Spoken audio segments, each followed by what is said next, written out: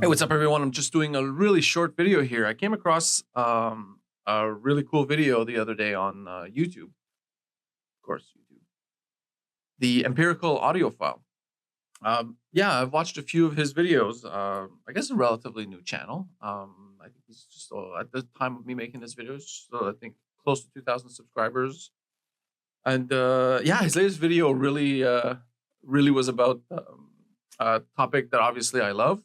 Multiple topics that I love. Talked about open baffle speakers, but also made a few references to Lii-song drivers. And although it didn't allude to the speaker manufacturer's name, sounded an awful lot like he was talking about Maco speakers and the Macarias, because he was referring to two Lii-song drivers, a 15-inch full-range driver, a 15-inch bass driver, open baffle, uses Lii-song drivers. Yeah, there's not that many around, especially in the $12,000 to $15,000 mark. Now, let's, I'm not sure which reviewers he referred to in the video, said that some reviewers were reviewing these speakers and either were not explaining things or were not, I don't know, seemed to be coming forward with the facts. I'm not sure. I don't know. Not sure who he was referring to, but not that hard to figure out. There's not that many Maco Macaria reviews out there, and I'm 99.9% sure he was talking about the Macos. So a few things that we have to understand. One, in the Lii-song drivers, the frequency range does not determine the quality of the driver. Some drivers operate in a different frequency range, but can do so while maintaining their composure and can do it on a much, not flat, nothing's flat, but a better performance across that frequency band. It's not because a driver goes up to 18 kilohertz instead of 16 that the 18 kilohertz driver is better. The other thing, too, is they all have their own character when they play. For instance, an F15 compared to a Silver 10. So the Silver 10 might be more expensive and can be perceived as a better driver. In an open baffle situation, that Silver 10 does not have the same character in terms of upper bass, lower mids, texture, and presence in the room that, say, an F15 does. Anyway, it's something that like all the drivers are definitely made for different contexts. Same with their bass drivers. The W15 compared to the W18 and the W21, they're very different in nature. Now, most guys that I know that are now trying to make a W18 build work in the same kind of build that a W15 works, so a build that is inspired like the Leonidas open baffle. The W18 does not seem to have the speed, the detail that the W15 does, which I'm sure there's an explanation. There's reasons for it. Maybe the W18, because of its size and because of the type of magnet, because of the type of suspension that it's using, might require maybe a different type of amplification or a different range of wattage maybe than the W15. Not sure. I don't know. And there's a lot of things to try out here because these drivers are dual coiled. So there's two sets of binding posts on these bass drivers. Anyway, nonetheless, I personally wouldn't go as far as saying that you should just use the bigger driver, you'll get a better sound. And in some cases that's true, but that's not always the case. And I think there's a lot of nuances and contexts that need to be considered that would then influence how you execute the build. Now, another thing too, like I've said in my Macaria videos, the 15-inch full-range driver that they use that people think is an F15, it is not an F15. And these drivers were actually made as per Maco specifications by an OEM provider, which in this case is Lii-song. And the cost of this driver that goes in the Macarias is over 2 times the price of an F15. It is not just a different colored face plug. It is not just a different colored gasket and stuff. No, the suspension is different. There's changes to the build construction in the frequency response as well. And that chart of frequency response for that custom 15-inch full-range driver, haven't seen you don't see them on Lii-song's website. It is not the same driver. Looks very similar, but when you have them both side by side together, you see that it is not the same. There are differences. Now, are they both paper cone? Yes, they are. Are they both considered a full-range driver? Yes, they are. However, the end result and their sonic character, not the same thing. Not the same thing at all. So yeah, it's just essentially a case of people having to understand that things are not always as they seem just because you're watching a video on YouTube. I encourage anyone, instead of making up your mind based on a video, always go and listen. Reach out. If you're curious about something, reach out to the people who are making speakers, like, for instance, the Macos, which, by the way, have all just shipped out to all their first customers. So we can expect that if the Maco Macarias are not what the reviewers have claimed they were, well, we're going to find out in the next couple of weeks or months as customers have their hands on them now. And in terms of like pricing and determining how much it costs, so we can make all these claims and saying that, I'm not attacking anyone, but the price doesn't make sense to me. I mean, come on, it's an open baffle. It should be much cheaper.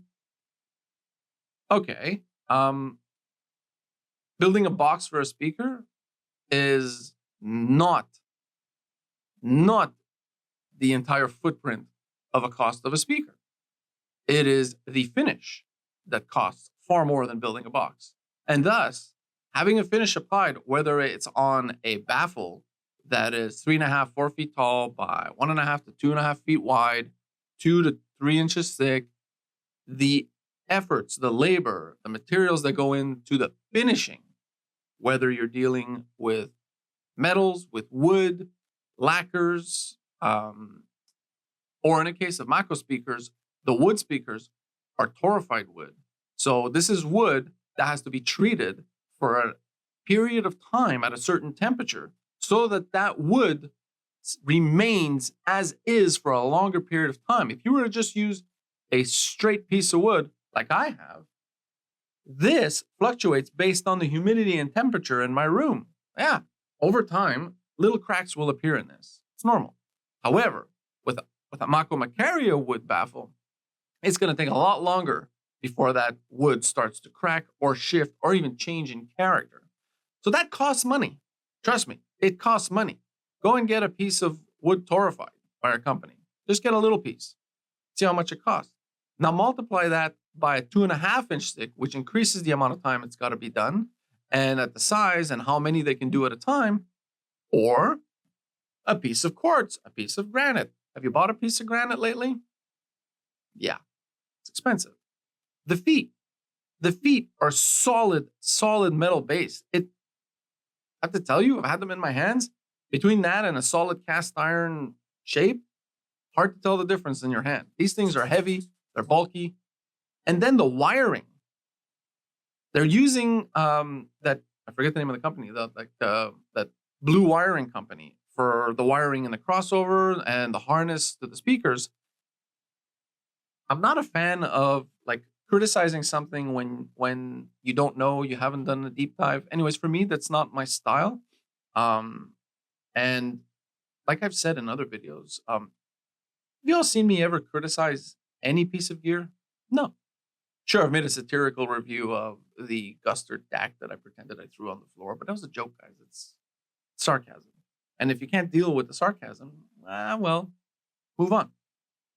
No, but I don't badmouth or trash any piece of gear in hi-fi, even for price, because running a business selling a product, especially the little guys, the ones that you're talking 1 to 10 individuals in a company that are working their butts off, putting their livelihoods on the line through the investment of time and money to be able to do what they've always dreamt of doing, none of them are skyrocketing their price thinking they're going to get rich. As a matter of fact, I can promise you that the Maco company will probably not see a profit for some time in selling these speakers because they're selling to such a niche market. Niche, meaning first, you have to be an audiophile to want these. Second, you have to be an audiophile that loves open baffles. Third, you have to be an audiophile that's not stuck in your ways and has an open mind to want to spend this kind of money and this kind of look and these type of materials that are used. It's niche, it's not for everyone. But that's the best part about hi-fi. And like I said in my comment on the Empirical Audiophile's video of the open baffle is, that's the fun about hi-fi, is that the corner of open baffles in the room of hi-fi is not for everybody, and that's fine. However, there's a lot of other corners that everyone can jump in. And what's important as audiophiles, especially in our journey as us in learning, is that occasionally from time to time, we visit all these corners to keep ourselves grounded and remember what it is that we like and why we like what it is that we like in comparison to others. Now, another thing I found interesting too is talking about the speaker placement in the room. Statistics aside, whoever brings speakers out into their room or not, that's relative to whoever wants to get the speakers they want, the results that they want. Listen, some people are audiophiles and their only option is to buy a pair of Sonos Fibers with Macintosh equipment from their local dealer, and they get home, they put it right up against the wall or against the window, and you know what? It sounds great.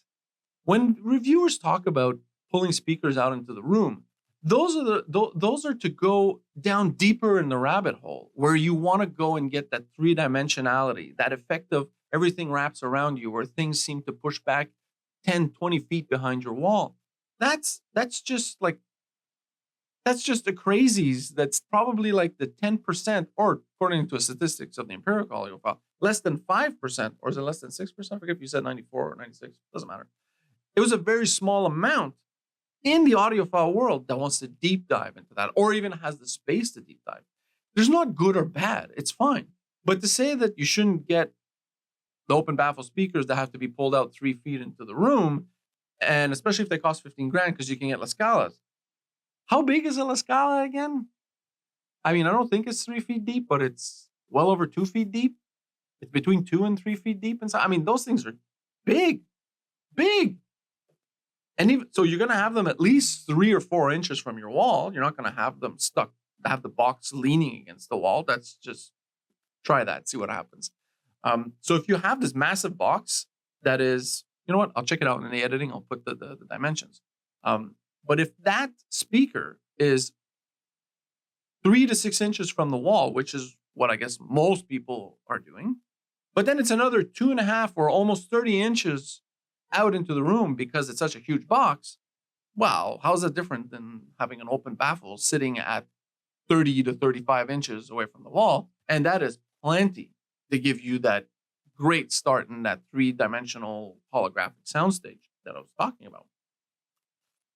Yeah, so no, I just, it was just a little reflection I had, and I thought, you know what, instead of going in the comments and asking questions or whatnot, thought I'd make a little video and just share my thoughts on it. Now that my thoughts have been shared on that, I'm still watching the Empirical Audio guy. I mean, I like videos that you're making. You're dabbing in some of the stuff that I love. You're playing with tubes, and you're playing with expensive tubes, like you made a video on the PS Vane Acme tubes, but you bought them on Amazon. I don't have great experiences with Amazon, and my reaction is not that I'm better. It's because I made the mistakes before I made them already. So it's not my favorite place to buy tubes. Yeah, so keep going, man. Keep making videos. All in. I'm watching. I'm one of your fans. Really cool. And whenever if ever in the future you mention things that I might have some light on, or some explanation, or maybe details on whatever you're talking about, hey, I might make more of these. Anyways, that note, guys, thanks for sticking around. Time to go back to my car.